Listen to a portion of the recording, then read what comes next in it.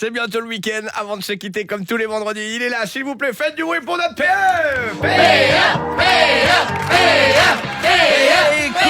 Coucou les amis. Alors, une Américaine en vacances au Maroc a déposé une plainte contre TripAdvisor parce qu'elle est tombée de son chameau.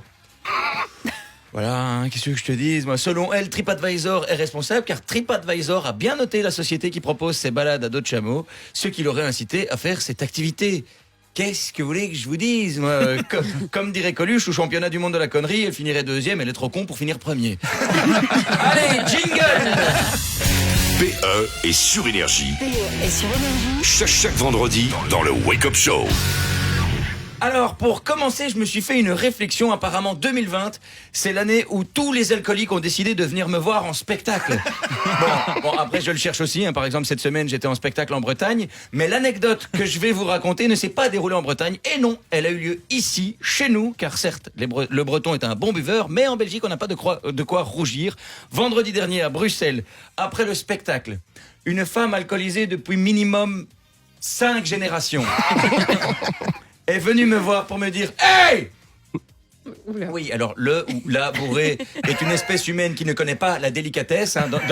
Dans ma vie, on m'a abordé de bien des manières, mais là, à côté d'elle, même Jacouille passerait pour quelqu'un d'élégant. Donc, elle me dit « Hey ! Vous étiez super drôle !»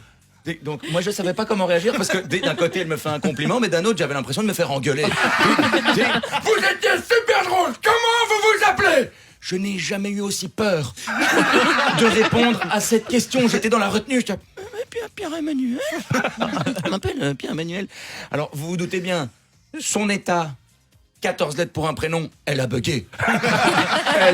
On aurait dit l'américaine.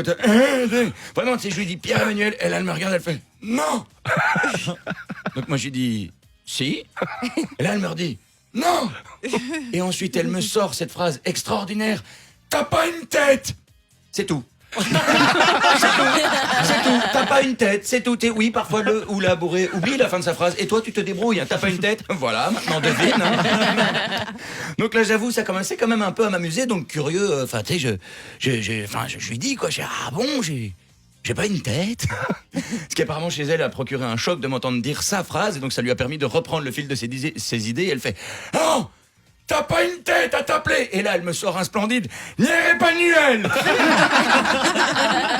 Donc pour gagner du temps, j'ai fait comme si elle l'avait bien prononcé, mais curieux, je lui ai quand même dit d'accord, mais j'ai une tête à m'appeler comment alors? Et là, du tac au tac, sans hésitation, elle me sort Farid. Honnêtement, je sais pas ce qu'elle avait bu, je sais pas ce qu'elle voyait. C'est quand même bien la première fois qu'on m'attribue Farid comme prénom. Donc je me suis dit, bon, je vais le rajouter à ma carte d'identité, hein, j'irai à la commune, et puis maintenant ça donnera Pierre-Emmanuel, Raoul, Enrico, Marie, Guilain, Farid. Oui, je sais, ça avait beaucoup de prénoms, c'est plus une carte d'identité, c'est un gangbang. Bien, maintenant quelques actus en vrai, grosse semaine. Pour les Américains, après la femme qui porte plainte car elle est tombée de son chameau aux États-Unis, un homme demande l'autorisation au tribunal d'affronter son ex-femme en duel au sabre. Mais non. Oui, dans l'univers de la requête, on est sur un beau psychopathe hein, quand même. Mais le plus drôle, c'est que dans l'article, on apprend que dans son courrier, l'homme a demandé au tribunal de lui accorder un délai de 12 semaines pour lui laisser le temps de forger lui-même les 2 sabres. Tu sens que le gars, il est moyen chaud pour la pension alimentaire, quoi. Vraiment, il va tout essayer pour l'éviter.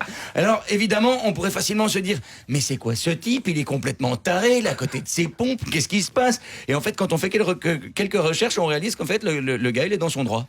Mais non. Et ouais, c'est là que ça devient drôle. De l'aveu du juge de la Cour suprême de New York, aux États-Unis, les duels judiciaires n'ont pas été abolis.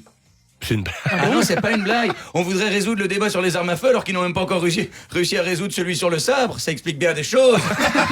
Hein, leur président, par exemple. Mais la vraie question, c'est comment ces gens ont-ils fait pour devenir la première puissance mondiale?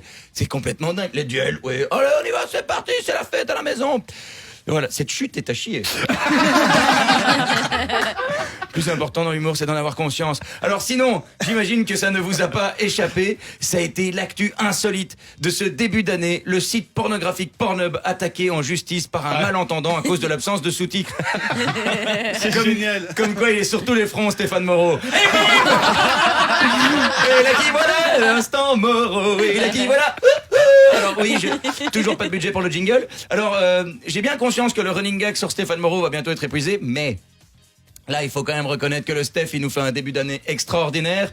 Il se surpasse comme jamais. Il y a des pyramides d'Égypte qui nous ont dévoilé moins de secrets. Par exemple, Stéphane Moreau a adressé une lettre au conseil d'administration d'Enodia dans laquelle il demande à l'assurance de l'intercommunal de couvrir ses frais d'avocat s'il est poursuivi en justice. Putain, mais c'est quoi la prochaine étape? Il demande au chômeur de venir lui torcher le fion après sa toilette. C'est à l'époque, Ponce Pilate disait je m'en lave les mains. Aujourd'hui, Stéphane Moreau, il a transformé ça en quelqu'un peut me laver les mains. Bien, maintenant le débrief de la semaine. Alors lundi, pour lutter contre les incendies en Australie, une entreprise vend des sextoys Koala. Bien joué les gars, hein, sauf que pour lutter contre les incendies, c'est pas le sextoys qui a besoin d'être humidifié. Mardi, une gamine enlevée à Wavre est retrouvée à Grédoisseau. J'ai pas envie d'être méchant, mais ça c'est pas un kidnapping, hein, c'est de l'autostop. Mercredi, il y a 7 km. Mercredi, un Français risque 4 ans de prison pour avoir déféqué sur le Machu Picchu. Moi, en tant que Belge, quand un Français perd, je suis content. Jeudi, un porno diffusé sur l'écran d'une gare suédoise. Comme quoi, les Suédois, quand ils promeuvent les transports en commun, ils ne lésinent pas sur les moyens. J'espère juste qu'ils ont pensé à mettre des sous-titres. Sur ce, belle journée à tous et à la semaine prochaine. Du bruit pour PE, s'il vous plaît, il est là tous les vendredis, 8h50.